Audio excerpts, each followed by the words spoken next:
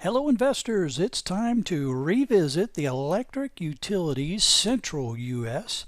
Now I looked at 14 electric utilities in the central U.S. to see who made our list. Only 2 qualified, MGE Energy and WEC and Energy Group. So let's dive in and take a look at them. Please remember to hit that like and subscribe to this channel. Hit the bell so you don't miss a single episode. And please remember to tell your friends so that they can join in the conversation and be better informed investors just like you. All right, investors, we're diving right in with MGE Energy Incorporated, ticker MGEE. Their dividend yield is not anything to get too excited about, 1.9%, and that's on $76.51. This data is effective 13 September 2019. All right, let's see. They are not qualified for cash flow per share, earnings per share, but they are a div 0. Not anything to get terribly excited about when the dividend is only a yield of 1.9%. Let's take a look at the long-term trends here. You see it. There are relatively good upticks on cash flow and earnings. Those dividends are, they're going up, but they're not anything to write home about. And here's the year-to-year changes. All right, now the other qualified company, WEC Energy Group, ticker WEC. Their yield is a little better, 2.5%, but it's still not above that 2.6% that I like to use as a benchmark. That's on $81.29. They are also not qualified for cash flow per share or earnings per share, but they are a div 0. All right, 17 years of increasing dividends per share, no flat years. All right, here is the long-term trend.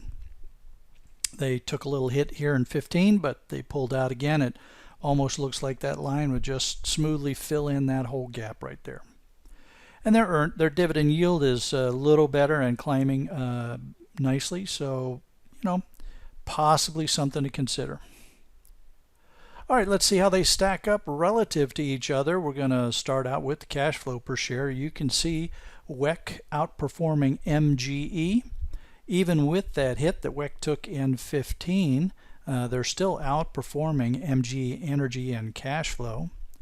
And here's their earnings per share. Now the two companies were mixing it up pretty good at the beginning part of the period, and then around 2008 going into 2009, WEC started outperforming MGE. Both of them took this hit here in 15.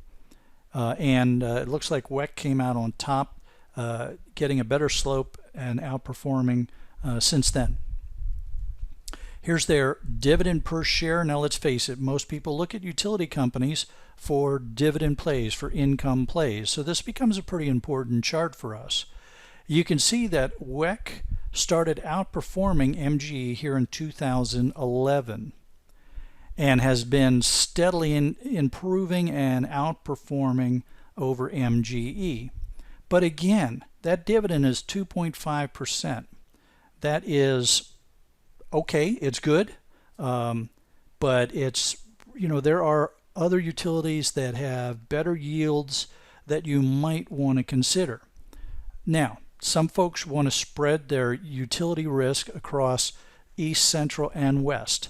If you're one of those folks and you're looking for a play in the central U.S., then WEC would be your play. They've got 17 years of increasing dividends per share, and they are paying pretty well at 2.5%. All right, I'd like to hear what you all have to say about these two companies. Are they in your portfolios? Why or why not? If you're a utility investor or an income investor, what are your thoughts on these guys? I look forward to seeing your conversations down below in the comments section, and I look forward to talking to you all again next week. Have a good one.